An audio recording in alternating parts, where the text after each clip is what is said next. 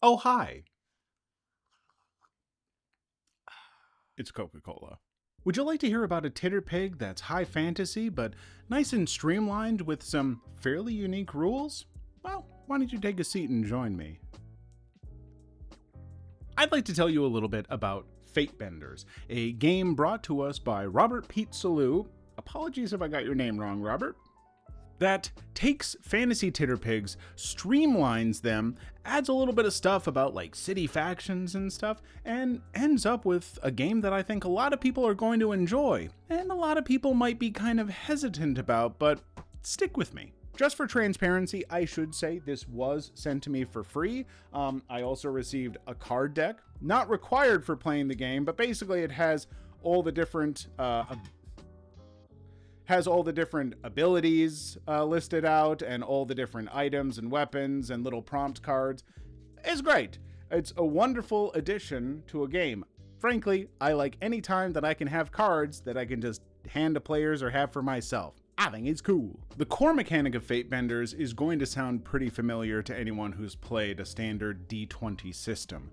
In this, you have attributes or professions, and you have skills. And when you come up against a difficulty check, you're going to roll a d20 and add in the rank of the attribute or profession and the rank of the skill, and see if you equal or beat the DC that you're up against.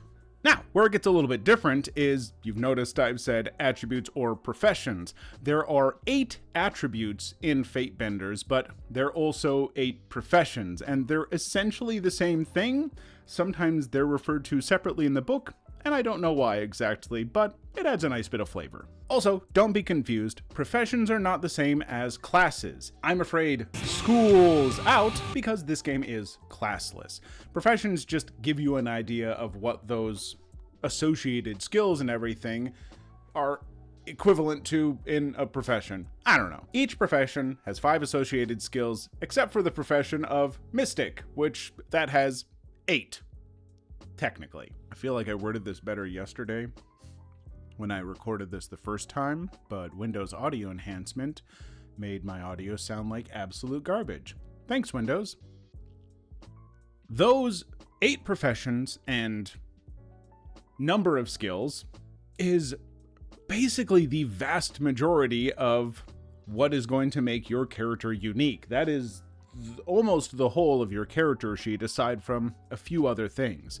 Instead of hit points, something that I'm on record as saying I'm not a huge fan of, you have wounds. Each character can take up to 3 wounds before you start making death saving throws. Characters also have armor, which can take the place of a wound, and then you have your party's lifestyle, which is basically how much money they have, but obfuscated to not be so granular. I hate gold pieces too. I should do a video on how much I hate gold. Now, there are a few ways that Fatebender takes these, fairly known elements, I would say, and makes them their own. First off, with each of these professions, the character sheet will show them going anywhere from you can have 0 in a profession all the way up to what looks like 10. Theoretically, you can go anywhere beyond that. Your character is going to start with points in about 4 of those professions. How many depends on how skilled your adventurer is at the start of the campaign. If you're starting as kids, you're not going to have very many. If you're starting as experienced adventurers, you're going to have more. The main form of advancement in the game is earning XP, and you can spend that XP for one thing and one thing only, and that is to increase your profession or attribute level. I'm just going to call it profession. Constantly flipping between the two confuses me. You spend as many experience points as is the new rank of that skill. So if you've got a rank of 3 in soldier and you want to buy rank 4, it'll cost you 4 experience points. Players will get these experience points by completing goals. Every player writes down what their character's goal is. It should be something that you can achieve within a session or 2.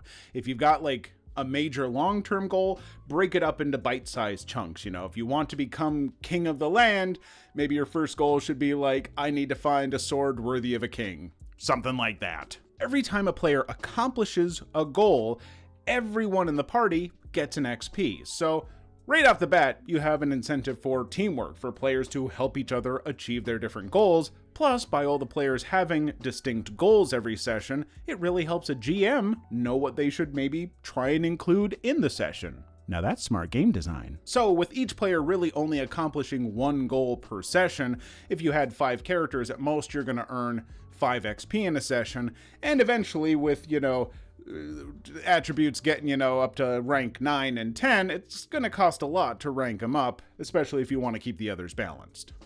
You don't have to, though.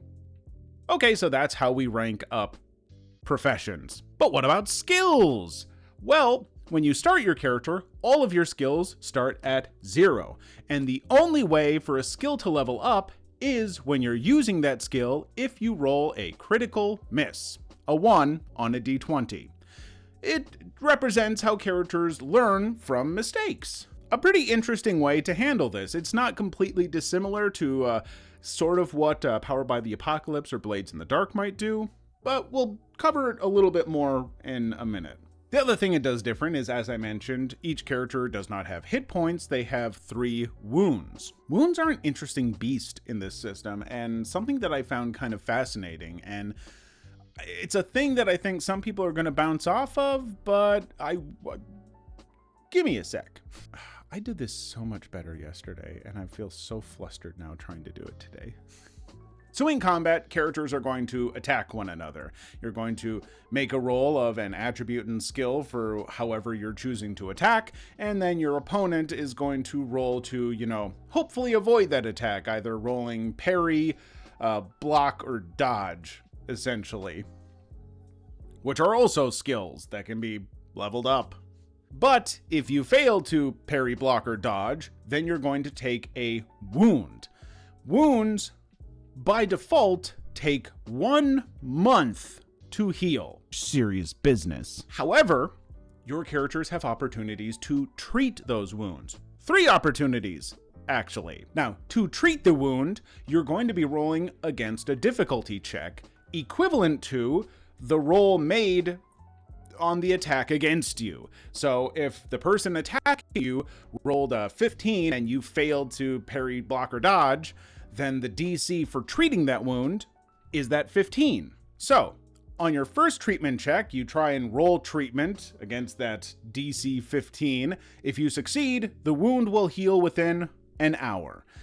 If you fail that first treatment check, but you succeed on the second treatment check, the wound will heal in a day. If you fail both the first 2 treatment checks, but you succeed on the third, the wound will heal in a week.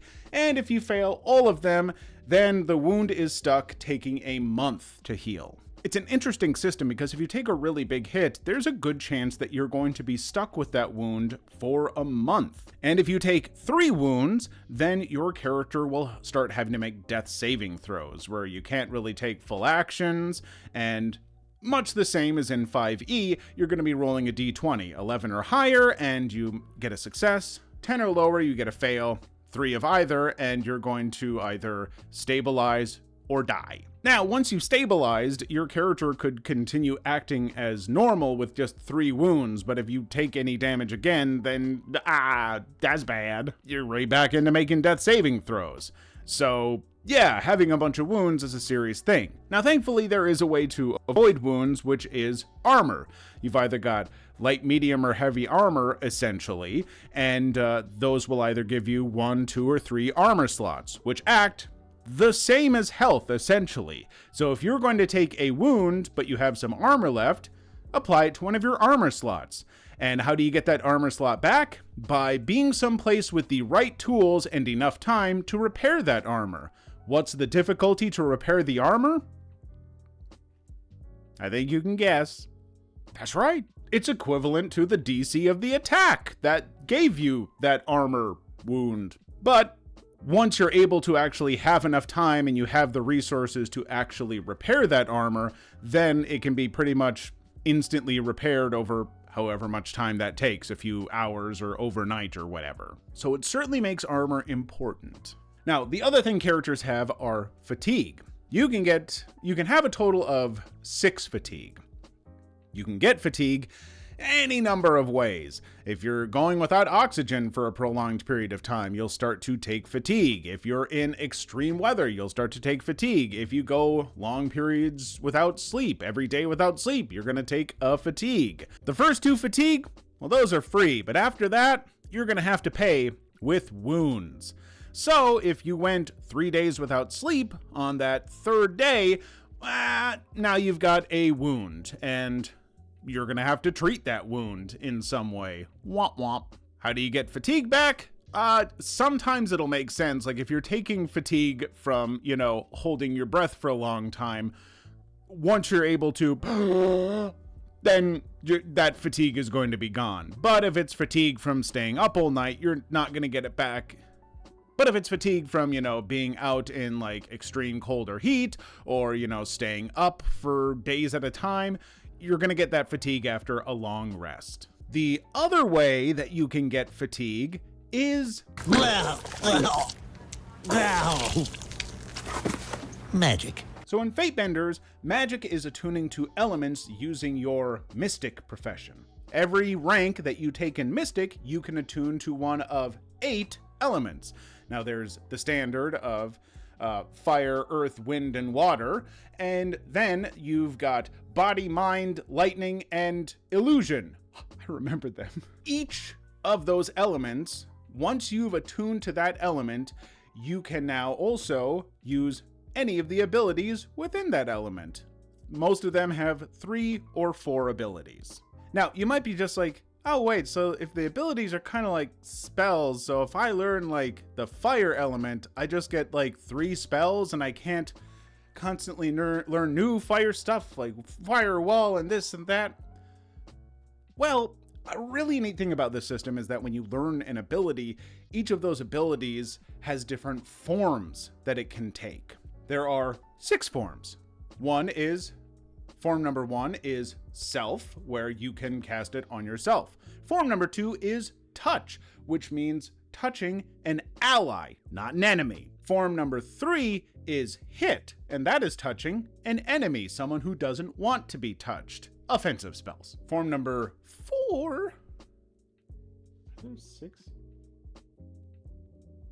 There are 7 forms. Form number 4 is imbue, where you imbue someone with the ability and then they are able to get it off later on, like imbuing someone's sword with fire magic, so then they run up to attack with fire magic. Form number 5 is chain, where you hit the first opponent and it can chain to multiple opponents beyond.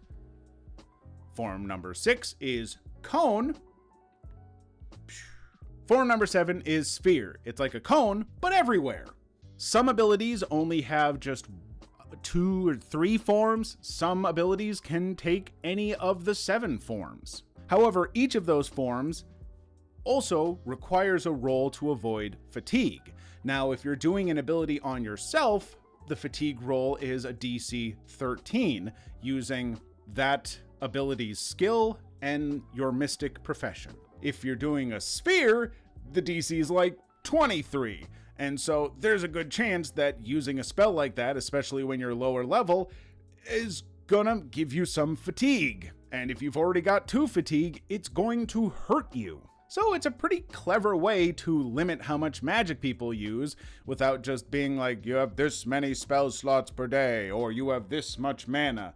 No, you can just keep casting spells as long as you got fatigue or you're willing to get hurt over it. Now, beyond that, there's basically just, equipment and weapons, which basically the different weapons and stuff that you use and how many hands they take up just affect what kind of range they have and whether or not they will allow your character to block. You need a shield for that one. Parry, you need the right kind of weapon for that one, or if you're going to be stuck dodging. And they might have, other special benefits to them, like armor piercing, where people can't use armor to prevent a wound. But it's really simple. Honestly, this is the kind of game that you could get people into and playing within 10 minutes. They could probably have a character sheet done, even without any familiarity with the game. But there's also enough going on that I think it could definitely hold people's attention through an entire campaign and be really fun and satisfying. There's a lot of stuff in here that I think people would love. However, there is also some stuff you've probably heard that you're bouncing off of pretty hard. Some of you may have already written about it in the comments. But allow me to try and, I don't know, talk about them. Honestly, I don't want to frame these things as being bad. They're not necessarily bad or flaws within the system. They just might cater to people who want different things out of these games. The one that stood out to me the most, and I think a lot of people will bounce off of, is the fact that the only way to level skills is by rolling crit fails. Why might people have a problem with this? Well, because it means that your character can't get better at something aside from luck. Let's say you want to have the sneakiest character, like your character is focused on being the stealthiest person in the world. They call themselves the Shadow. If you know, you knows. Now, how much you're going to be able to level up your sneaking skill is going to be dependent on A, how often the GM gives you an opportunity to roll the sneaking skill, and B, how often you actually happen to roll a 1.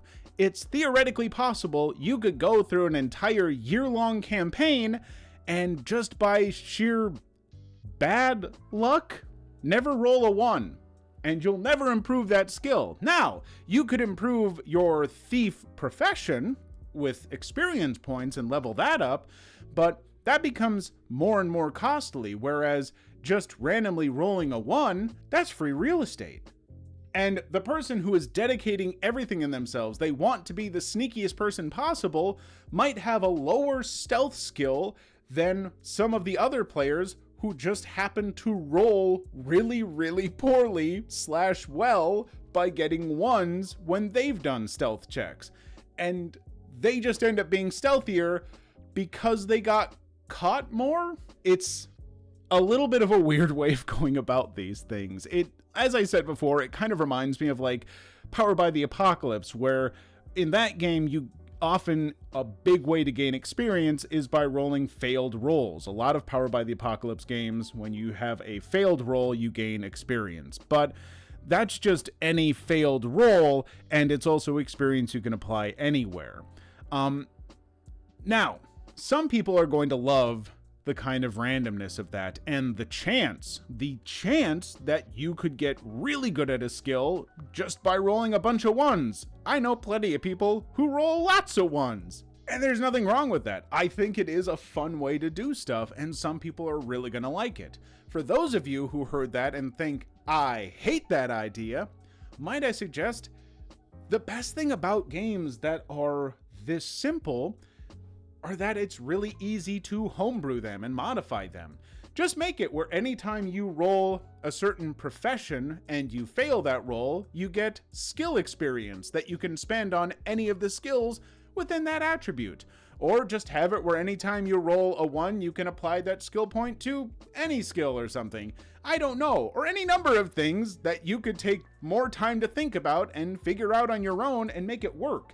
The game doesn't have that many moving parts, and so by adding some little homebrew like that to make skill leveling up more to your taste is really easy. Now, the other thing that I will say that a skill system like that might encourage that people aren't always a big fan of is mechanical meta. Now, I've made this stuff up for myself, so maybe there are better terms for it, but I always consider, metagaming, I don't think it's a bad thing. If you think metagaming's bad, tell me about it in the comments, and I'll take you very seriously. But I always view it as there's narrative metagaming and mechanical metagaming. Now, narrative metagaming is just players knowing stuff that their characters couldn't know and acting on that knowledge, which some people think is bad. I don't, as long as they're doing stuff to make a more interesting story. I'm frankly a huge fan of the writer's room style of playing these games where you can use meta knowledge to make cool stuff. Anyway, we're not talking about that. We're talking about mechanical metagaming, where players do stuff specifically because they know it will mechanically benefit them, even if it makes absolutely no sense in game. Again, I don't think it's necessarily a bad thing. I think that this can be maybe more of a preference. But in a game like this, where it's like, hey, I want to be the best at sneaking, players might end up inventing reasons to roll sneak constantly, badgering the GM to be like, all right, we're entering a new room, and that character might go, I want to go unnoticed. Can I roll sneak? Like, okay, I'm waiting in line in the bathroom. I want the person ahead of me to not notice that I'm there. I want to roll sneak. Basically, they would try and find any reason to force making those rolls as much as possible to game the system and hopefully level up that skill just by sheer volume of rolls, kind of breaking the luck-based mechanic of leveling that stuff up. Again, I don't think this is necessarily a bad thing, though that can be a little more disruptive to play. But if everyone's on board with it, there are some people who have a ton of fun messing around with mechanical meta. I've known plenty of people in all the years I've played these games where one of their greatest joys is finding weird little ways to break the game, and as long as everyone's okay with it and is having fun, that's fine, but it might be something that certain people bounce off of a little bit. Again, if that is something you're concerned about, I would just homebrew how the skills level up a little bit differently. It's easy, probably.